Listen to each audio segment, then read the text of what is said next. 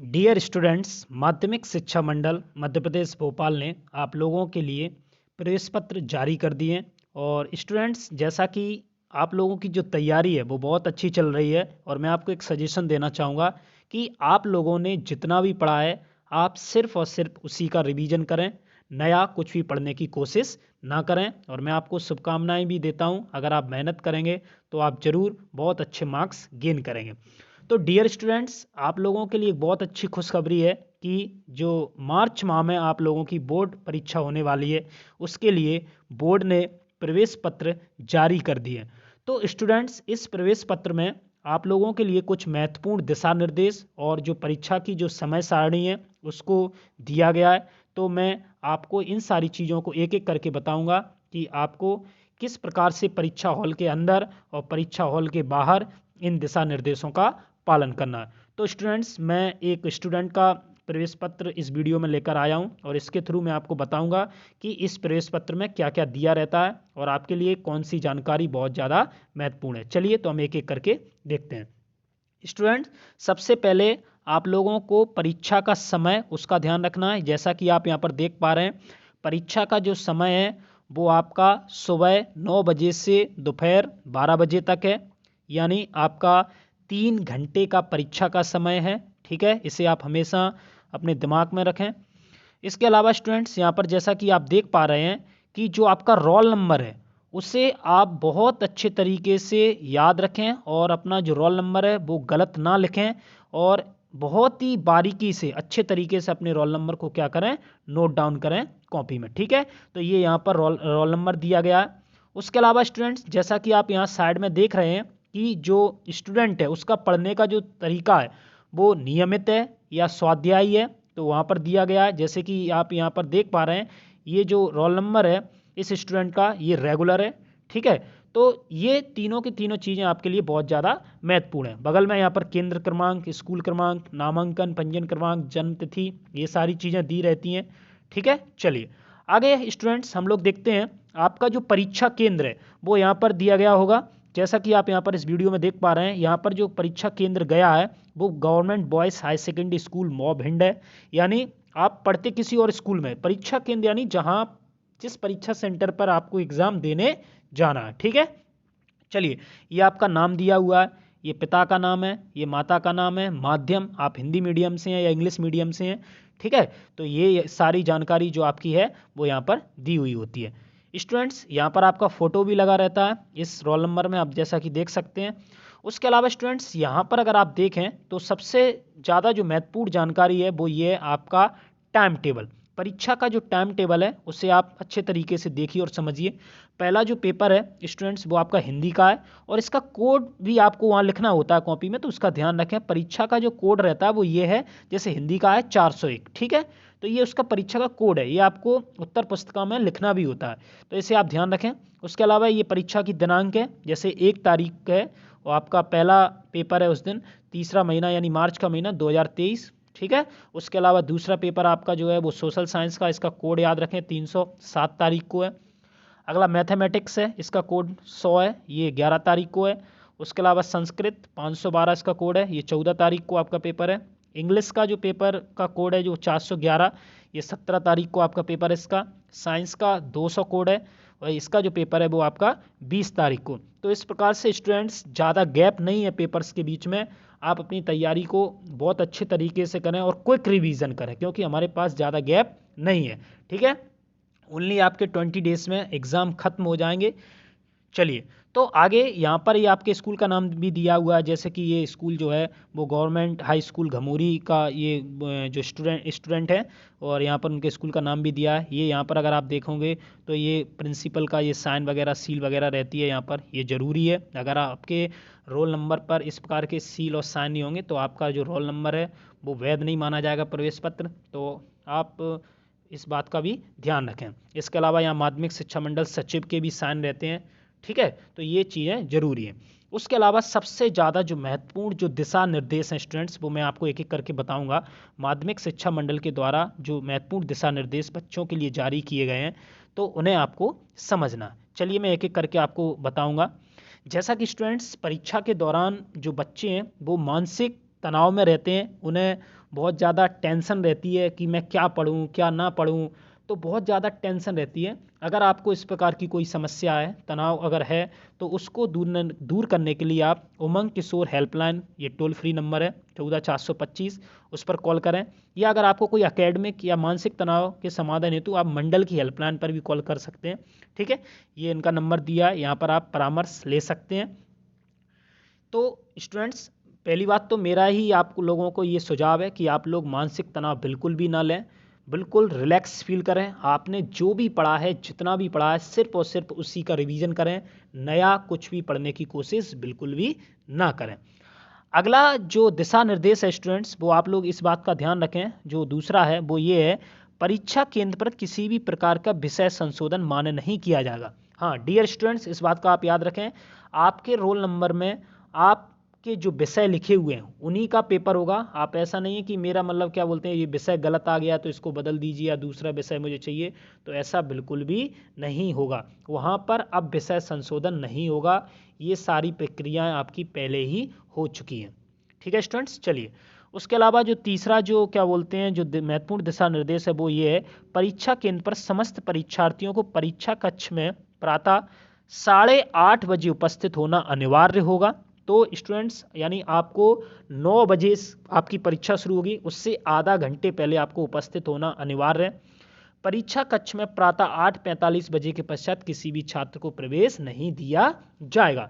तो जैसा स्टूडेंट्स यानी आप समझ रहे हैं, 8:45 के बाद आपको क्लास में अंदर नहीं घुसने दिया जाएगा। ठीक है, तो आपको आधा घंटे पहले वहाँ उपस्थित होना।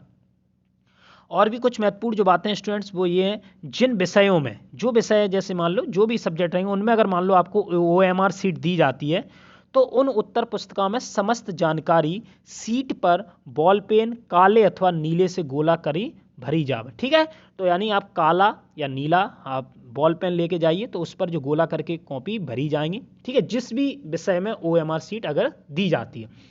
ठीक है, चलिए इसके अलावा स्टूडेंट्स जो पांचवा जो पॉइंट है वो ये है कि इस वर्ष मुख्य उत्तर पुस्तिका के अतिरिक्त पूरक उत्तर पुस्तिका प्रदान नहीं की जाएगी। मुख्य उत्तर पुस्तिका में ही समस्त प्रश्न हल करना अनिवार्य है।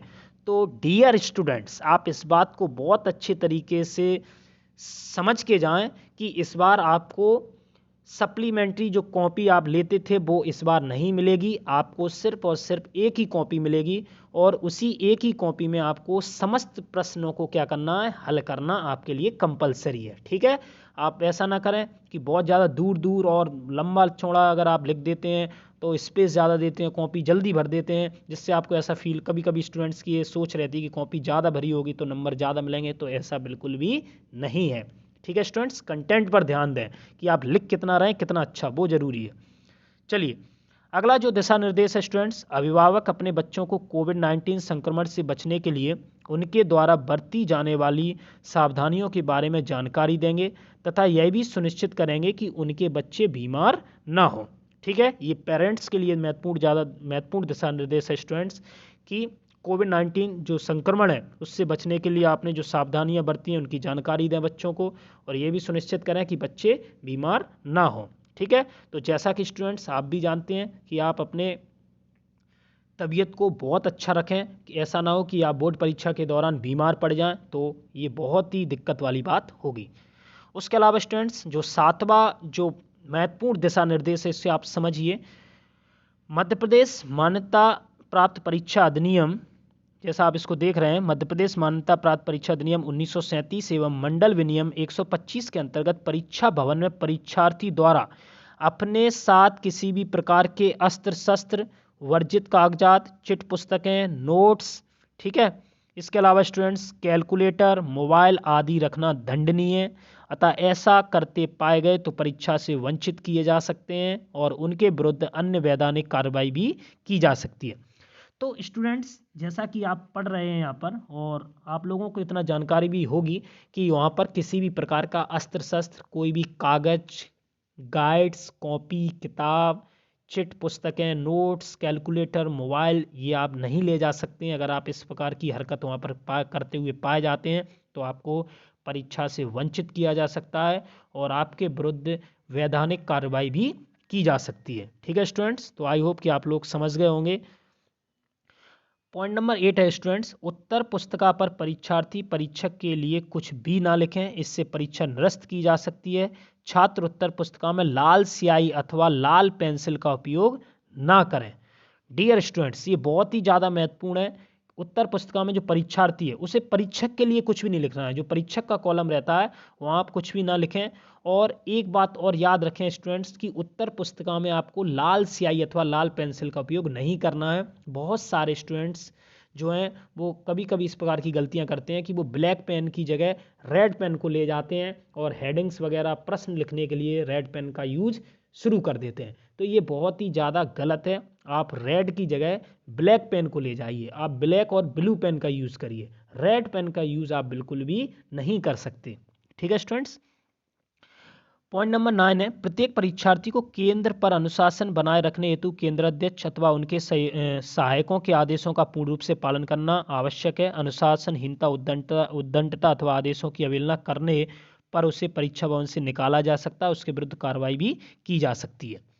तो स्टूडेंट्स, जैसा कि आप जानते हैं कि जो वहाँ पर जो मेन केंद्राध्यक्ष हैं और उनके जो भी ड्यूटी देने वाले यहाँ पर शिक्षकगण हैं, उनके आदेशों को आपको पूर्ण रूप से पालन करना है। आप किसी भी प्रकार की अगर अनुशासनहीनता करते हैं, उद्दंडता करते हैं, आदेशों की अगर अवहेलना करते हैं तो आपको परीक्षा भवन से बाहर किया जा सकता है और आपके विरुद्ध कार्रवाई भी की जा सकती है। चलिए, इसके अलावा स्टूडेंट्स अगला जो पॉइंट है वो ये है कि मांगने पर प्रत्येक परीक्षार्थी को अपना प्रवेश पत्र दिखाना होगा, अतः प्रत्येक छात्र को प्रतिदिन प्रवेश पत्र लाना अनिवार्य है। ठीक है स्टूडेंट्स, ये जो प्रवेश पत्र आपको मिलेगा स्कूल से, ये आपको प्रतिदिन अपने साथ लेकर जाना है। जब आपसे ये मांगा जाएगा तो आपको दिखाना ही पड़ेगा। इसको अगर आप नहीं दिखाते हैं तो आपको अंदर प्रवेश नहीं दिया जाएगा। उसके अलावा स्टूडेंट्स यहाँ पर अगर देखें तो जो स्वाध्यायी परीक्षार्थी हैं वहाँ पर अगर के लिए अग्रेसरकर्ता अधिकारी का संस्था क्रमांक, स्कूल क्रमांक यानी एफओ के कॉलम में छापा गया है। जो प्राइवेट स्टूडेंट्स हैं ये उनके लिए कि उन्होंने किस स्कूल से प्राइवेट फॉर्म अपना भरा हुआ है।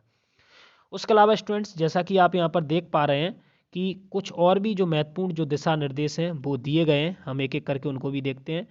परीक्षा कार्यक्रम में आवश्यक होने पर सचिव माध्यमिक शिक्षा मंडल मध्य प्रदेश भोपाल द्वारा परिवर्तन किया जा सकेगा। इसकी सूचना समाचार पत्रों के माध्यम से दी जा सकेगी। स्टूडेंट्स, अगर मान लीजिए किसी परिस्थितिवश या किसी कारणवश आपका कोई पेपर जो है, जो परीक्षा का जो समय है या फिर जो दिनांक है वो बदली जाती है तो आपको समाचार पत्रों के माध्यम से ये सूचना दी जाएगी। ठीक है, अगर कोई परिवर्तन किया जाता है। अनुक्रमांक में कोई भी संशोधन नहीं किया जाएगा। जो आपका रोल नंबर है स्टूडेंट्स, इसमें कोई भी संशोधन नहीं किया जाए। नियमित छात्र संबंधित संस्था प्राचार्य एवं स्वाध्यायी छात्र प्रायोगिक परीक्षाओं के लिए संबंधित परीक्षा केंद्र से निरंतर संपर्क में रहे। ठीक है स्टूडेंट्स, तो आपको अपनी संस्था जहाँ भी आप पढ़ते हैं वहाँ के प्रिंसिपल सर से आप अपना रोल नंबर प्राप्त करें। उसके अलावा स्टूडेंट्स यहाँ पर अगर देखें, प्रावधिक यानी प्रोविजनल ग्राह्यता प्रकरण अपूर्ण होने से प्रावधिक प्रोविजनल मान संबंधित संभागीय कार्यालय में संपर्क करें और पूर्ति करें। तो ये आप लोगों के लिए कोई जानकारी नहीं है, इसकी आप टेंशन ना लें। चलिए स्टूडेंट्स, तो ये जो महत्वपूर्ण जो आपके लिए जो 13 से 14 जो आपके लिए महत्वपूर्ण दिशा निर्देश जारी किए गए थे, आई होप कि आप लोग बहुत अच्छे तरीके से स्टूडेंट्स समझ गए होंगे और आप लोग बहुत अच्छे तरीके से अपने एग्ज़ाम की तैयारी करें। और मैं बार बार आपसे कहूँगा स्टूडेंट्स, आप रोल नंबर को अपने पास सुरक्षित रखें, आपको प्रतिदिन इसे लेकर जाना है एग्ज़ाम में। ठीक है, चलिए धन्यवाद। और आप हमारे चैनल को लाइक करें, शेयर करें और सब्सक्राइब करें, जिससे कि आपको और भी महत्वपूर्ण वीडियो जो इम्पोर्टेंट न्यूज़ के साथ और जो अंग्रेजी से संबंधित जो भी विषय संबंधित जो भी जानकारी है वो आपको इसी चैनल पर मिलती रहेंगी। धन्यवाद।